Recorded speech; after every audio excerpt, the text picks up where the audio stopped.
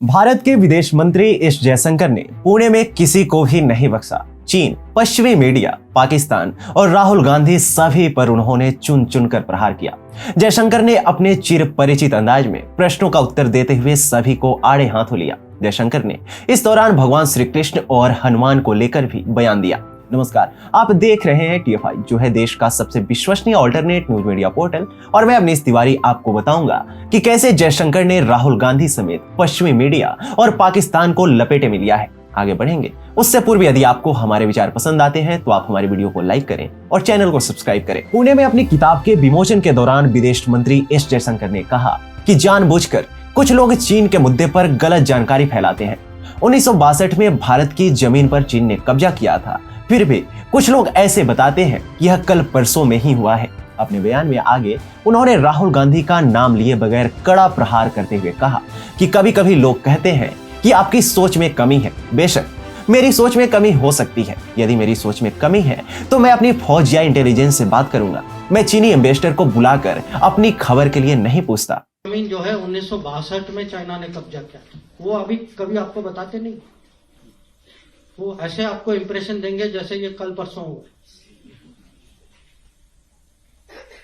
कभी कभी लोग कहते हैं कि अरे आपको आपकी सोच में कमी है। मेरे सोच में कभी कमी हो सकती है, पर अगर मेरे सोच में कमी है तो मुझे पता है कि कहाँ जाना है। मैं अपने मिलिट्री लीडरशिप, फौज या इंटेलिजेंस से बात करूँ।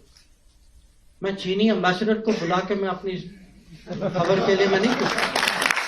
जयशंकर ने पड़ोसी देश पाकिस्तान को भी आड़े हाथों लिया। उन्होंने कहा कि जिस तरह पांडव अपने रिश्तेदार को नहीं चुन सकते थे, उसी तरह भारत अपने पड़ोसी देशों को नहीं चुन सकता। उन्होंने कहा यह हमारा वास्तविक सच है। जब एस जयशंकर से पाकिस्तान की आर्थिक बदहाली को लेकर प्रश्न किया गया तो उन्होंने कहा वह इस पर कोई टिप्पणी नहीं कर सकते। इतना ही नहीं, जयशंकर ने पाकिस्तान की ओर इशारा करते हुए कहा हमें रणनीतिक धैर्य दिखाने की जरूरत है। उन्होंने इस संबंध में कई बार भगवान श्री कृष्ण द्वारा शिशुपाल को क्षमा करने का उदाहरण भी दिया। कृष्ण ने वचन दिया था कि वह शिशुपाल की 100 गलतियों को माफ कर देंगे, लेकिन 100वीं के अंत में वह उसे मार डालेंगे। स्ट्रेटेजिक पेशेंस का सबसे अच्छा उदाहरण जो है वो कृष्ण भगवान जिस तरीके से उन्होंने शिशुपाल को हैंडल किया कि 100 बार उन्होंने क्षमा किया, 100 बार। उसके बाद आपको पता। इस दौरान विदेश मंत्री एस जयशंकर ने रामायण और महाभारत का जिक्र करते हुए भगवान श्री कृष्ण और हनुमान जी को भारत का सबसे बड़ा डिप्लोमेट बताया। उन्होंने कहा कि भारत के सबसे बड़े डिप्लोमेट भगवान श्री कृष्ण और हनुमान जी थे। हनुमान जी तो मिशन से भी आगे बढ़ गए थे। महाभारत की कहानी नियमों का उल्लंघन करने वाले की कहानी है। पांडवों की छवि कौरवों से अच्छी थी। कहूंगा सबसे बड़े डिप्लोमेट एक श्री कृष्ण थे, एक हनुमान जी थे।